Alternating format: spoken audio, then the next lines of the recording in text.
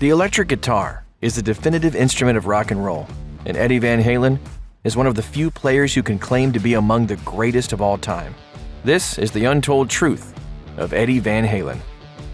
Van Halen was the biggest hard rock band since Kiss. According to Edward Van Halen, a definitive biography, Kiss co-leader Gene Simmons was scouting talent for Casablanca Records in 1976 when he discovered Van Halen playing a show in West Hollywood. Simmons liked the group and booked them some studio time to record demos of 12 songs, and then flew the guys to New York City for overdubs at Jimi Hendrix's Electric Lady Studios and to play at a showcase for Kiss's manager, Bill O'Coin.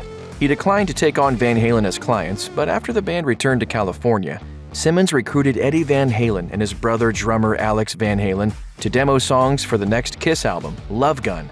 When Kiss's actual guitarist Ace Frehley was tasked with recording the song Christine 16, his solo was a note-by-note recreation of Eddie Van Halen's attempt.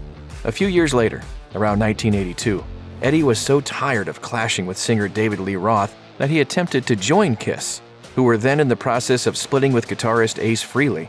Simmons told Guitar World, Eddie said, "I want to join Kiss. I don't want to fight anymore with Roth." I told him, "Eddie, there's not enough room. You need to be in a band where you can direct the music." In his early years, Eddie Van Halen learned the ropes of the touring musician's life from his father Jan, the Dutch jazz woodwind player. Van Halen told Esquire, "When I started playing in front of people, I'd get so damn nervous. I asked him, 'Dad, how do you do it?' That's when he handed me the cigarette and the drink. And I go, 'Oh, this is good. It works.'"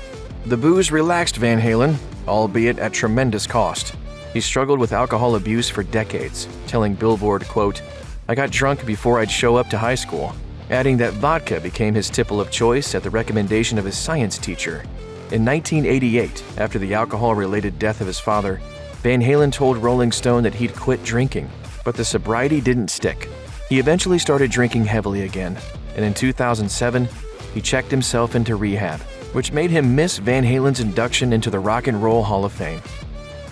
Eddie Van Halen completely reinvented the way his instrument could be played, crafting a one-of-a-kind sound that would influence hard rock contemporaries and successors alike.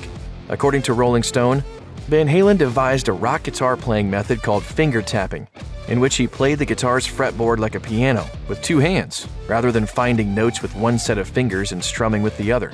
The result, as heard on songs like Eruption, unrivaled speed, precision, a wider freedom in terms of available notes, and just all around totally metal shredding. It was so unconventional that his brother, drummer Alex Van Halen, advised him during early gigs to play with his back to the audience so nobody would steal his moves. If Van Halen couldn't get the exact sound he wanted out of a particular guitar, he'd alter the instrument with saws and sandpaper. Van Halen's most famous guitar was known as Frankenstein or Frankenstrat, and the musician built it himself out of a $50 body and an $80 neck. The piece is so famous that a replica currently resides in the Smithsonian. Some people call it Frankenstein. I call it my baby. The only act with popularity that could rival Van Halen's in the mid-1980s was Michael Jackson. He dominated pop music with Thriller, a mega hit that went on to sell at least 66 million copies. There was a little something for everyone on Thriller: the soft pop of Human Nature, the funky post-disco of Billie Jean, and even hard rock with Beat It. The latter's centerpiece, a speedy, mind-blowing electric guitar solo that couldn't have come from anybody besides Eddie Van Halen. And to think, he almost didn't even do it. Producer Quincy Jones asked Van Halen to come into the studio, though no specific recording project was agreed upon at first. While Jackson stepped out briefly to record another song, Van Halen listened to a rough cut of Beat It, offered some arrangement tips, and laid down 2 improvised guitar solos. It all took about 30 minutes. And then Michael came in and I said, "Oh, I hope you don't mind, I changed your song." And he listens and he goes, "No, I really like that high-fast stuff you do." Van Halen didn't accept payment, doing it as a favor to Jones, and initially refused credit too. But word leaked out when Beat It hit #1 on the pop chart.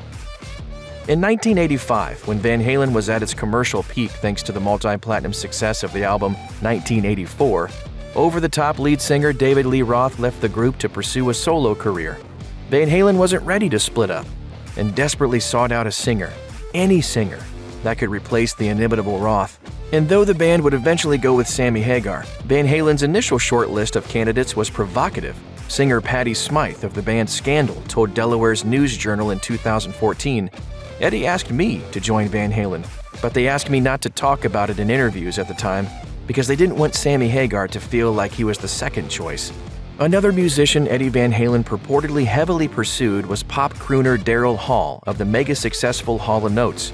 When Hagar guested on Hall's Live from Daryl's House, he asked Hall about the rumor. Hall confirmed that it happened and that he passed. Eddie Van Halen started developing serious health issues in the mid-1990s. He nicknamed Van Halen's tour supporting the album Balance the Ambulance Tour because he played through intense hip pain and, after delaying replacement surgery for years, finally underwent the procedure in 1999. According to USA Today, Van Halen got a bionic hip because of bone death in the femoral ball part of the hip. Van Halen was also a longtime chain smoker, although in 2015 he switched to vaping. Unfortunately, cancer was found in his mouth in 2000, and a third of his tongue was surgically removed that same year, according to TMZ.